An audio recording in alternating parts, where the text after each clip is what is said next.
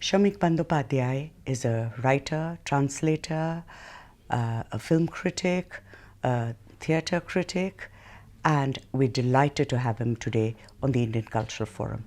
Thank you, Samik, for being with us. I thought I would jump to the hot issue of the moment, which is a certain sort of cultural war-like situation where in the midst of everything is being censored or intimidated, which is the new form of censorship. Could you talk about the Mahashweta Devi example at the University of Haryana first?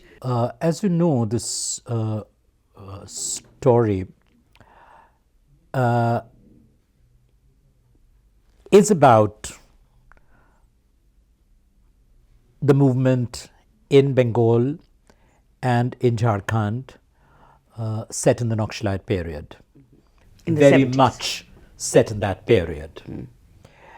At the same time, the question which is still central, and whatever warfare happens around it, there's no gainsaying that the army has been violent, cruel, barbaric, whenever they've come into confrontation with the tribals all over India.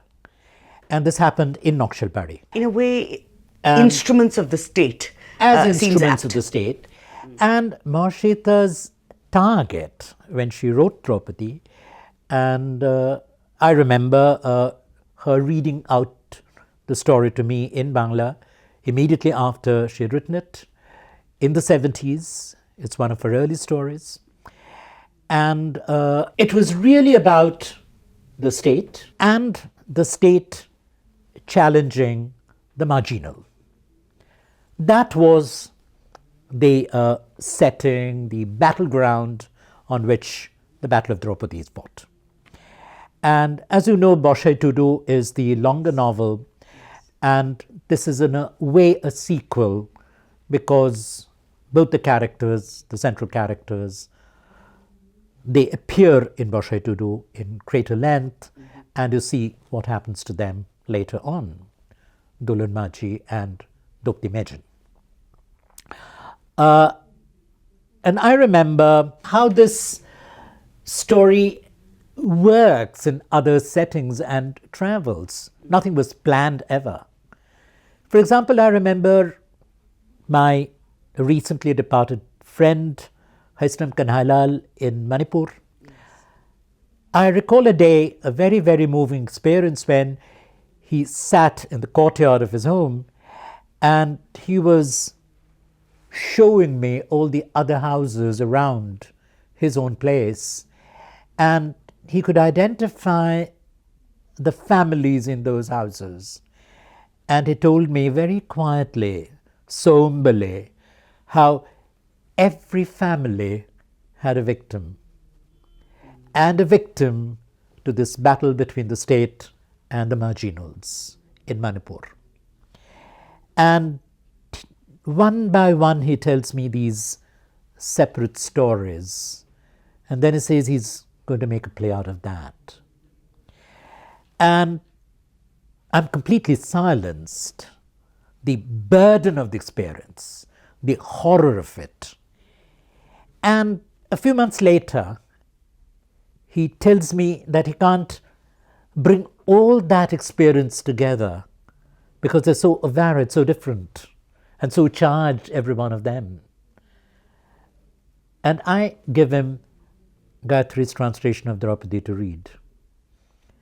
And in 2000, as you know, he stages Draupadi. Yes. And we do not know whether there was a direct connection or not, but in 2004, there is this massive movement, and of course against the state and the army, where 12 very, very tradition-bound Manipuri women, Yes. no moderns, no fashionable activists, nothing of the kind, who demonstrate before Every woman. the Assam Rifles, the camp of the Assam Rifles. They bear the bodies and they say, rape us, Indian Army. Yes. That is the banner that they carry. Yes, and if I may interrupt you for a moment there, we'll come back to what happened in Haryana. But there is a very interesting textual question there about Draupadi. The most powerful aspect of the story, of course, is when we talk about the agency that her naked body, that naked body is both the sign of her victimization of the violence as well as Her strength. Her strength. Her assertion. The astonishing thing is that this sort of intimidation is not looking at this complexity and instead is looking at who are the villains of the story. So is it possible for a writer on the one hand to write about the reality he sees, as you are talking about both West Bengal as well as the Northeast? Can you write about these realities if you don't ask these complicated questions, if you don't name the instruments of the state who might personally, individually not be making decisions, but who are the perpetrators of violence?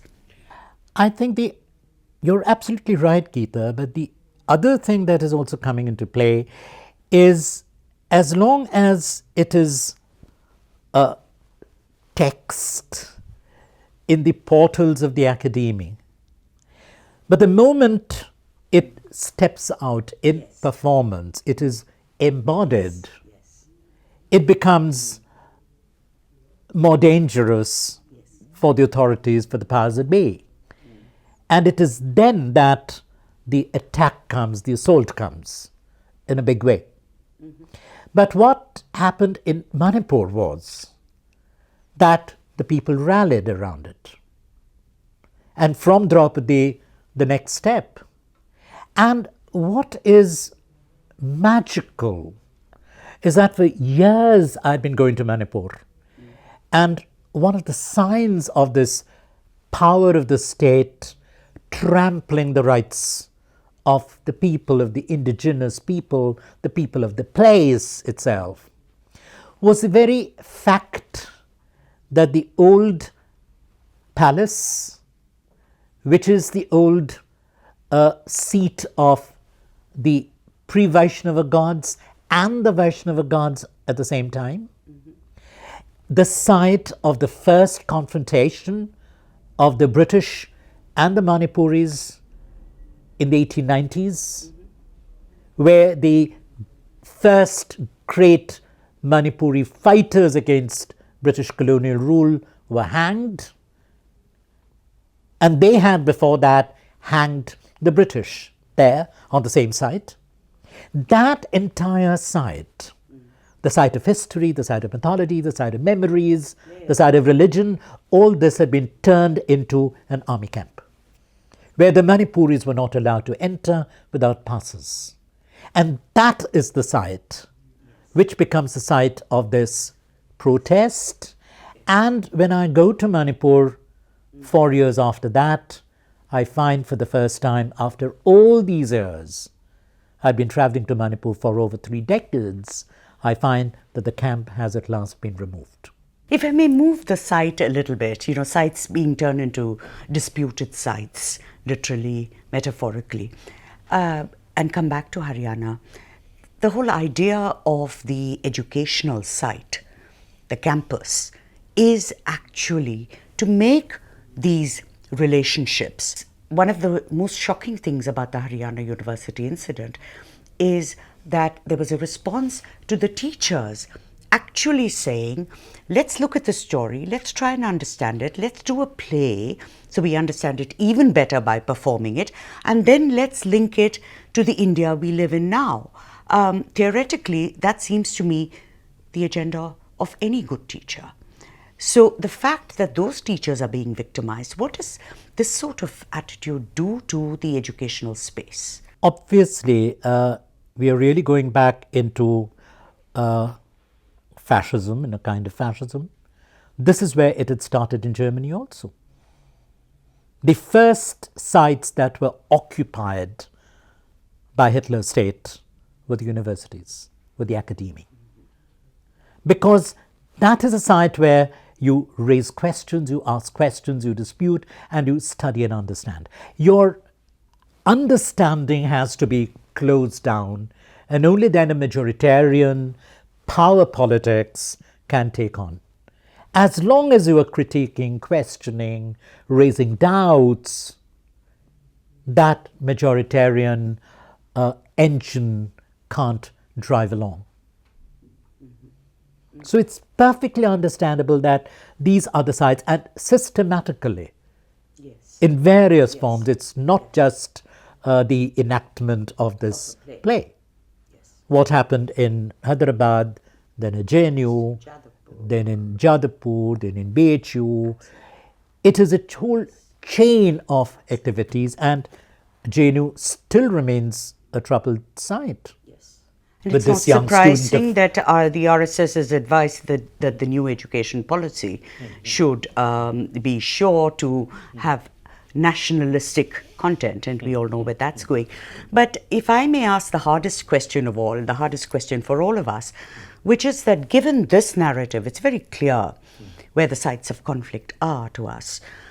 What is the narrative of resistance that is being built up, that we should continue to build as cultural practitioners, as readers, writers, teachers, students? I think at one level, these attacks, these assaults, have served to consolidate the line of resistance, the force of resistance in the academies.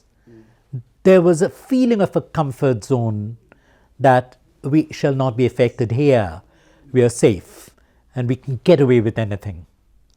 But once that is being assaulted, and that safety zone has been taken away from academia, there is a stronger build-up of resistance within the academia. That, I think, is an extremely positive sign at one level.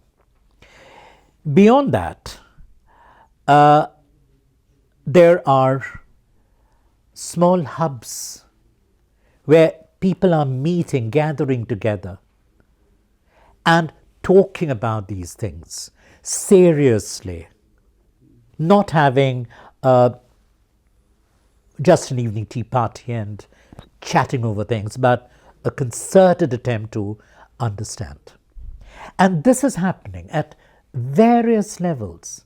Sometimes a small theatre group, sometimes a group of teachers coming together, getting a section of the students together. And these small, in the 50s, 60s, we used to call them study circles. They have come back. And they are circulating and happening all over the country. What would the central issue? The central issue, I feel, is the state really trampling almost every oppositionist, critical voice at every point. And this is being supported by goons. So there is not any discursive confrontation at all. It is a confrontation of the brawn. I think, in a way, the youth are showing us the way. Right. The campuses are not just... When you spoke about the comfort zone, it occurred to me that it's also a time when those who were never in the comfort zone, such as those discriminated against in campuses because of their caste, suddenly there is that exposure in a larger public space. They find a constituency where they can come in and join in, rather than being separated and kept at the margins. So something is brewing, and I think we have to And the constituency protest is growing, slowly but quite determinedly, because there are risks and people are taking the risks. Thank you so much, Samik.